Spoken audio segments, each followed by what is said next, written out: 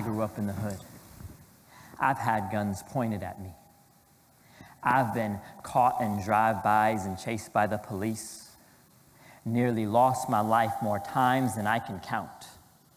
Yet when people see me, they think my life is such a breeze. They only see my skin and all this privilege I hold, but they'll never see the trauma of rape at 6 years old. They won't know my father beat me and that my mom was never home. Everything I have in life, I've had to earn it on my own. But they see my clothes, they see my car and think, man, it must be nice. You come from a rich family. Your parents bought that for you, right? But they won't know I've always held 2 jobs, worked 3rd shift most of my life. And this trauma trapped inside of me has led to attempts of suicide. But white privilege, silver plate, racist bigot, that's my fate. Because I came into this life with skin that happened to be white, and because of that, I'm predetermined to be full of racial hate. And I'm not saying I don't benefit from the ways I'm sometimes viewed, but don't judge me based on stereotypes, judge me based on what I do. Look at the conduct of my life, look at the way I spend my time, look at the causes that I stand for, look at the way I care for you. Yeah, I care for you. I care for you because everyone deserves dignity. Don't misrepresent my care for you because of racial history.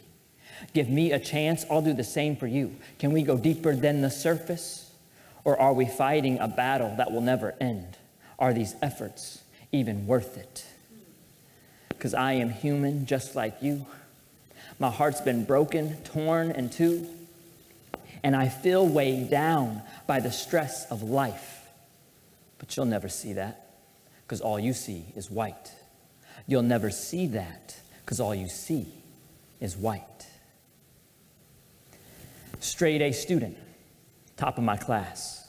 When I applied to Harvard, the guidance counselor laughed. Don't waste your time, you'll never get in. Have you considered a state school? What are you majoring in? Advanced mathematics, are you sure about that? You're sure there's nothing easier that I can recommend? She sighed and reluctantly sent in my application. And I saw her jaw drop when I told her at graduation that I got into Harvard, Princeton, and Yale.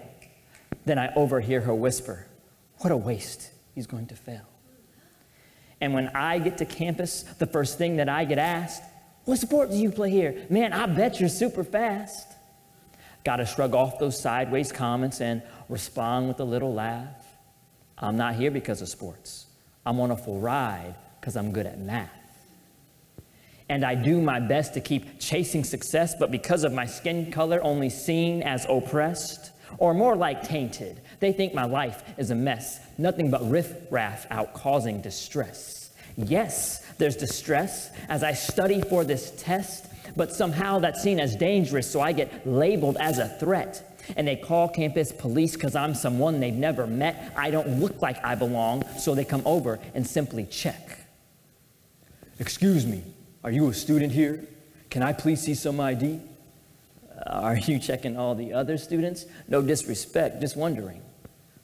I don't like your attitude. Come on, it's time to leave.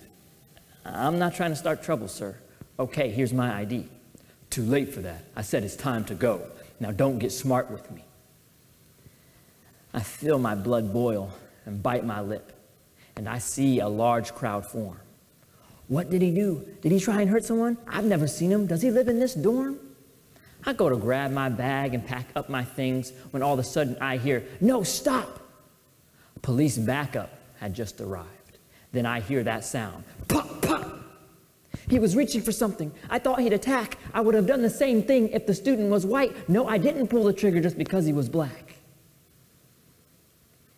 As I fall to the floor, my vision gets blurry, and I wonder if I'm going to live. I chuckle to myself and accept my fate.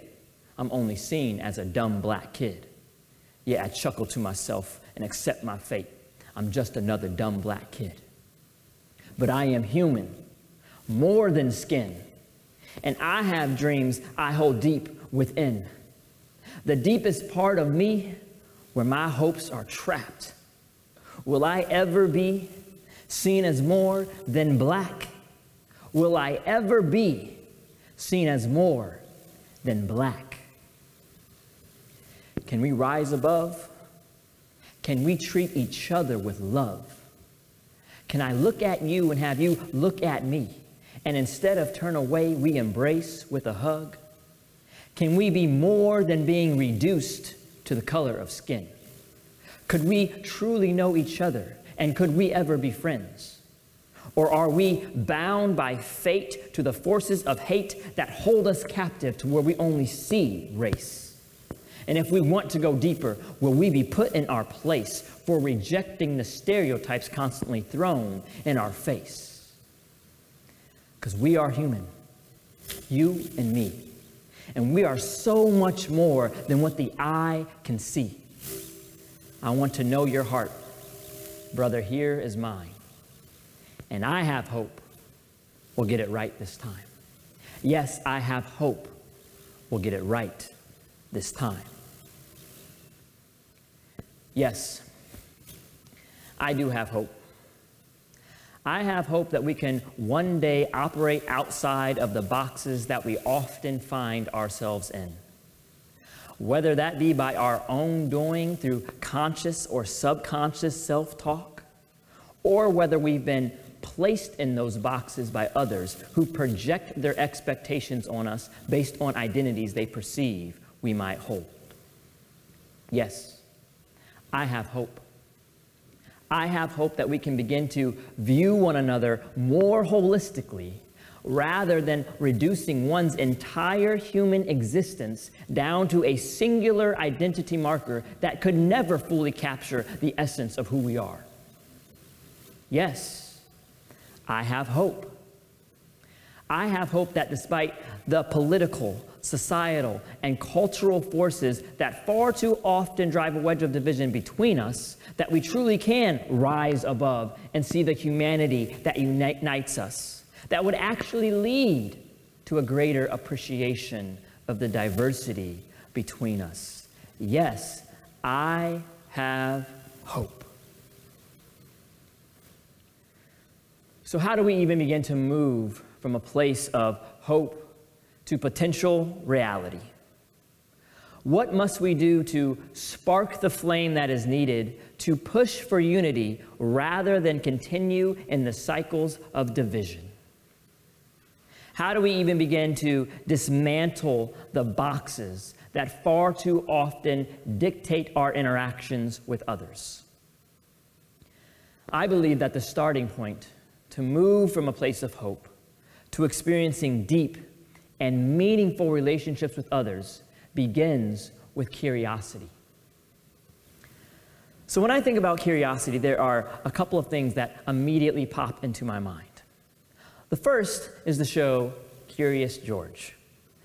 My oldest daughter loves watching Curious George, and as a byproduct of her love for the show, I've sat down and watched many episodes with her. And we're essentially watching the same thing happen over and over again, which is this little monkey who is always making messes and always getting into trouble because he can't help his curiosity.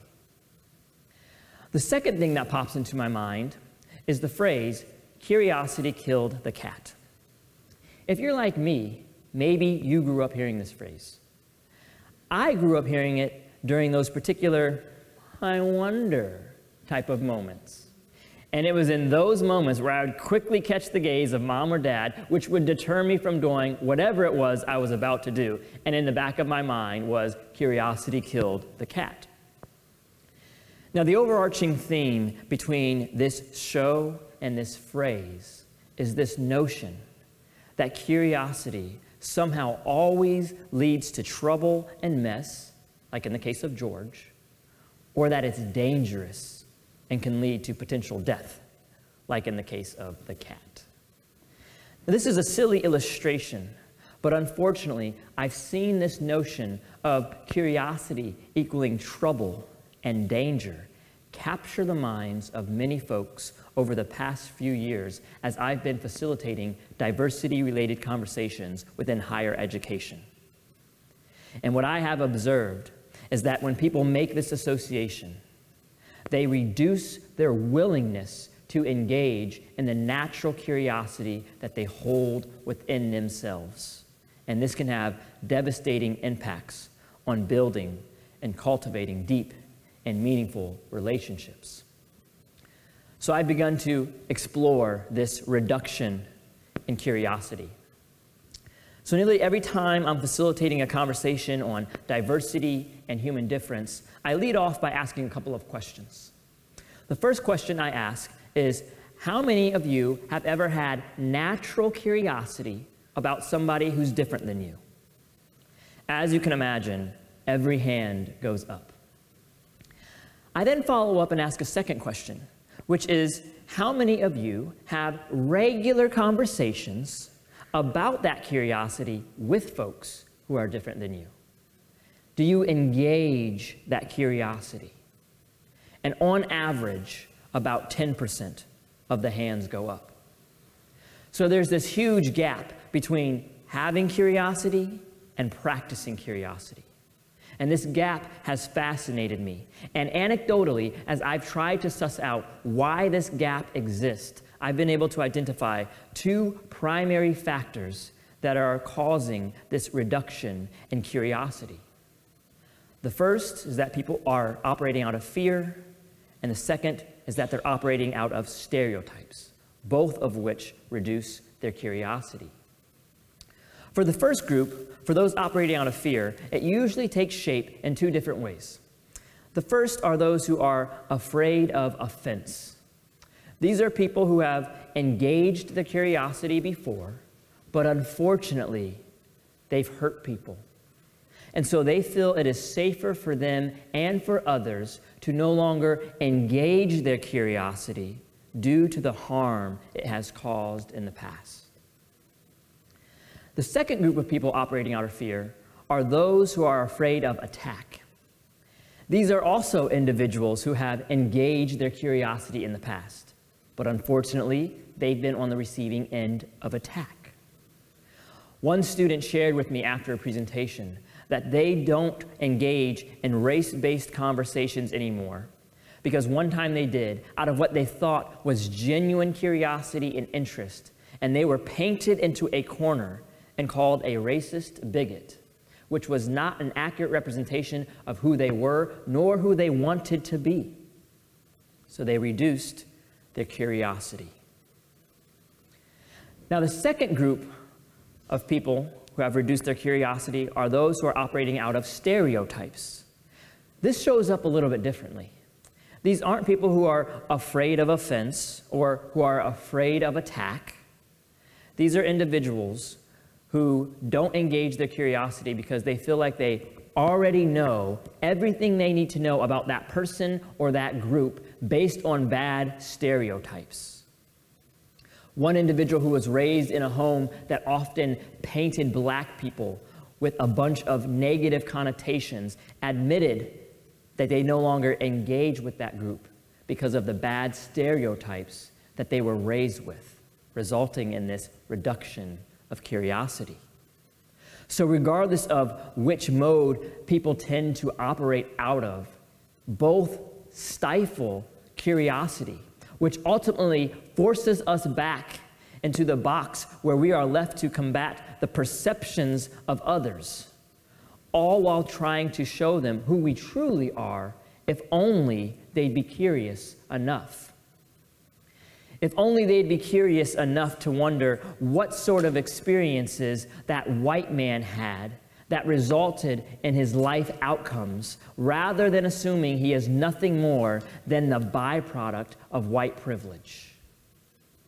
If only they'd be curious enough to wonder what sort of interactions did this black man have as a kid that sparked his desire to study mathematics at an Ivy League institution, rather than assuming he is too dumb to get in. But no. These men will go back into the box of racial identity because we are too busy operating out of fear and bias that says curiosity is bad, that we've not yet learned to intentionally engage curiosity and realize that it can be good. And speaking of bias, let's just take a quick moment and acknowledge the fact that many of us thought that the first character in that spoken word piece a few minutes ago was a black individual because of the stereotype that says those types of experiences are exclusively reserved for people with dark skin. So we all grapple with the fear and with the biases that prevent us from engaging our curiosity. And so I've begun to combat that. I've been asking people and inviting them to be curious.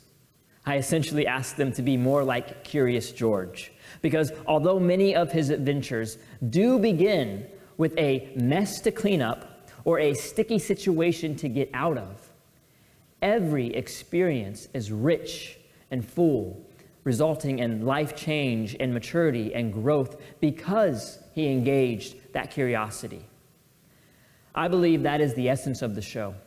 And I also believe that is the essence to experiencing deep and meaningful relationships with diverse others.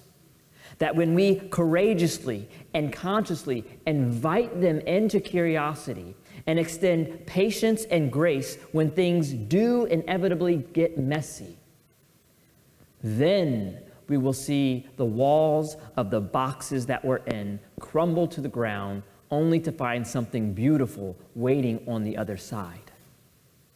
All we have to do is be conscious, be courageous, and be curious. Thank you.